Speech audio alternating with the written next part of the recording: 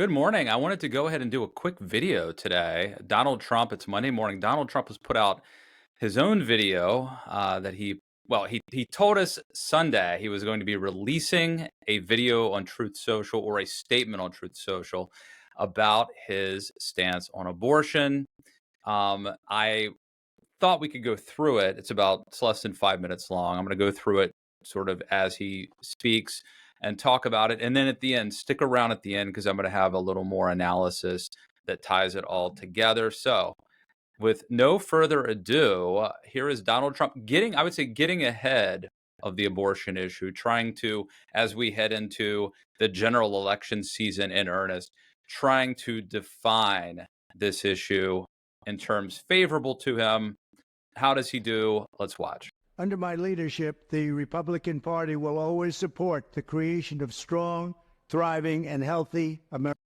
Okay, quick point. If you're gonna do the spray on tan, you've got to find a way to do the ears. I'm just saying. Look, I think a healthy tan is good. Uh, Probably looks pretty good. You got to get the ears too. Okay, that's just aesthetic. Here we go. American families. We want to make it easier for mothers and families to have babies, not harder. That includes supporting the availability of fertility treatments like IVF in every state in America. All right. So here, look, I think Donald Trump, we could have a big philosophical, ethical debate about IVF. And is it playing God? Are we creating human life and then destroying it? Like, that is a serious debate. I just think politically, Donald Trump is absolutely on the right side of this issue, even among Republicans. It's one thing to talk about abortion, where people are seeking to not have a child, but to stop people, or the perception that you're stopping people who want to have children is entirely different. So Donald Trump, I think politically, was shrewd, and it's not just now. When the IVF debate first exploded, he came out very early and laid down this marker that he supports IVF.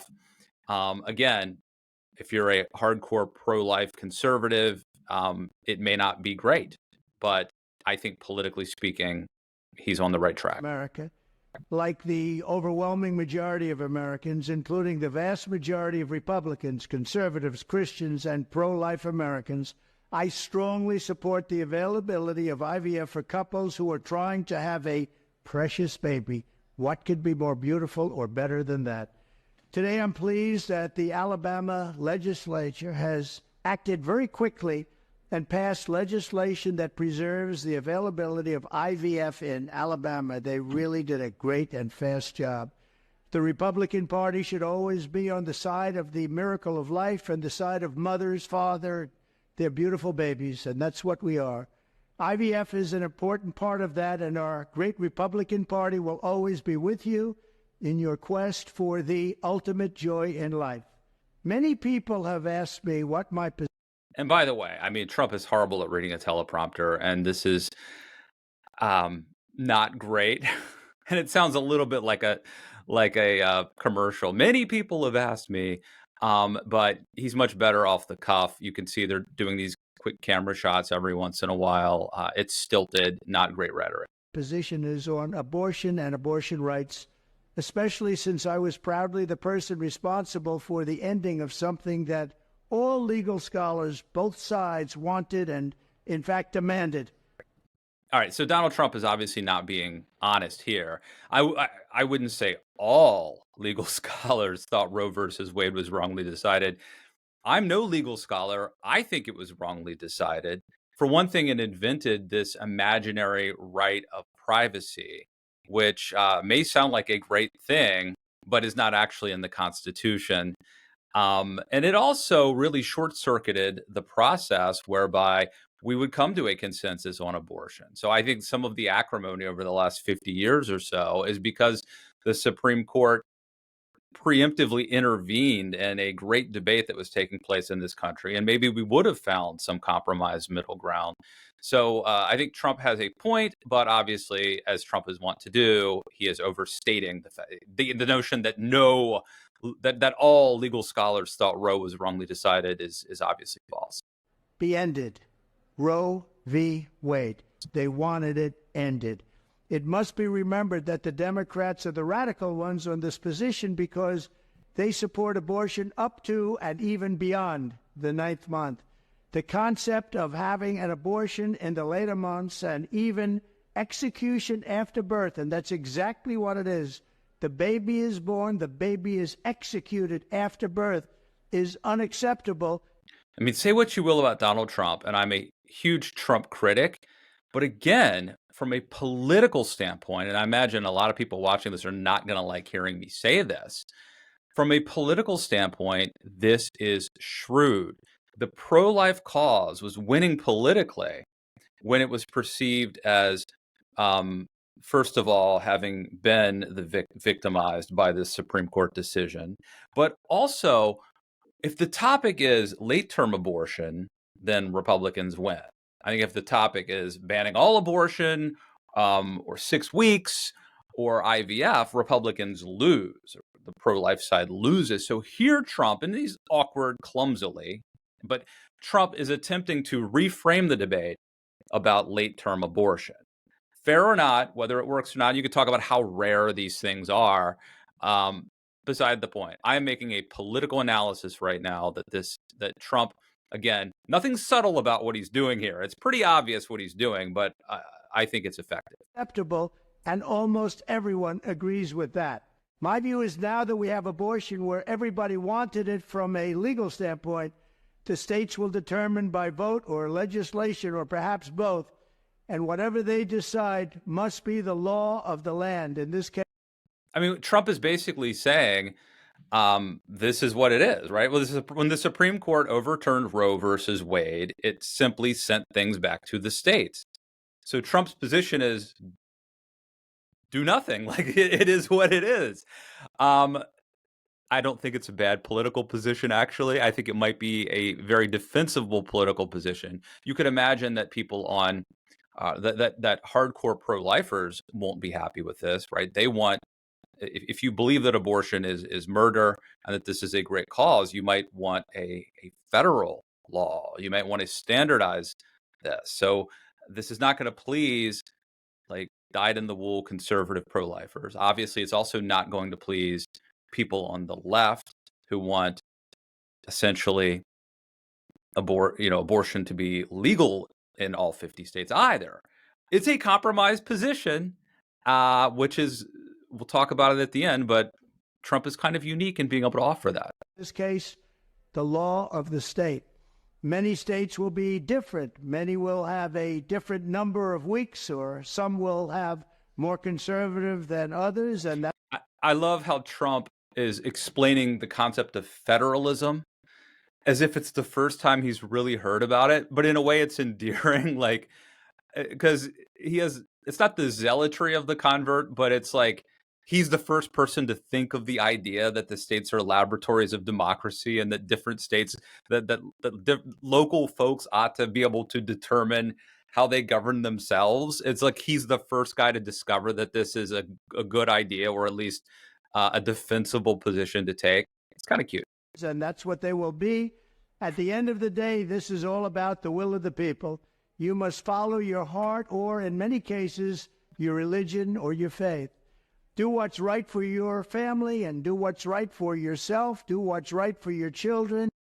This, I think, is incoherent. Do what's right for your family. Well, it's actually depending on what state you're in. And so I think that's a bit misleading, but again, probably works politically. For your children, do what's right for our country and vote. So important to vote. At the end of the day, it's all about will of the people. That's where we are right now, and that's what we want, the will of the people. I want to thank the 6 justices, Chief Justice John Roberts, Clarence Thomas, Samuel Alito, Brett Kavanaugh, Amy Coney Barrett, and Neil Gorsuch, incredible people, for having the courage to allow this long-term, hard-fought battle to finally end. This 50-year battle over Roe v. Wade took it out of the federal hands and brought it into the hearts, minds, and vote of the people in each state. It was really something. Now it's up to the states to do the right thing. Like Ronald Reagan, I am strongly in favor of exceptions for rape incest, and life of the mother. Again, this is a moderate position. You may not, if you're a pro-lifer, you may not like this. If you're for abortion on demand, you definitely won't like this. But to a lot of suburban folks who are somewhat conservative, this is right where they are. So I've been listening to a lot of these focus groups lately, and there's the focus group podcast, which is very good, and then other focus groups like CNN will have them, and then what Trump is describing sounds to me like where a lot of average Americans really are. You must follow your heart of this issue, but remember, you must also win elections to restore our culture, and in fact, I think that's a message. Hey, Republicans, don't go too far out. Don't go too far out on the far right, pro-life limb, because then you won't win. You need to win elections so we can then impose our agenda and win the culture war. To save our country, which is currently and very sadly a nation in decline. Our nation needs help. It needs unity. It needs us all to work closely together. Democrat, Republican, liberal, conservative, everyone, we have to work together. We have to bring our nation. I mean, he's literally sounding bipartisan here. We have to work together, liberals, conservatives, Republicans, and Democrats. Where's this guy been? Our nation back from the brink, and that's where it is. It's at the brink, and we will. We will do it. I promise you, we will do it. Always go by your heart, but we must win. We have to win. We are a failing nation, but we can be a failing nation no longer. We will make our nation great. We will make our nation greater than ever before. Thank you very much. Okay, by Trump standards, I think it was a good message. Now, you know how Donald Trump is. He'll be at a rally a week from now, and he'll say some different things. He'll float out, maybe we need to have a 6-week ban after. I mean, he's never consistent. So, take that for what it's worth. But I think that he is presenting a pretty compelling argument, and positioning himself as a moderate on this issue, which I think we all know that the abortion issue has been very potent for Democrats since Roe versus Wade was overturned. Now, it would be super ironic, right, if Donald Trump, the guy who appointed the Supreme Court justices who overturned Roe, many of them, if Donald Trump simultaneously was the guy who overturned Roe and positioned himself as a moderate on the abortion issue, if he was the one guy that wasn't hurt, the one Republican who wasn't hurt by it, that would be super ironic, especially when he's still claiming credit for it in a very Trumpian way. But I do think that if anyone could pull this off, it actually might be Donald Trump. And I think there's two reasons for it.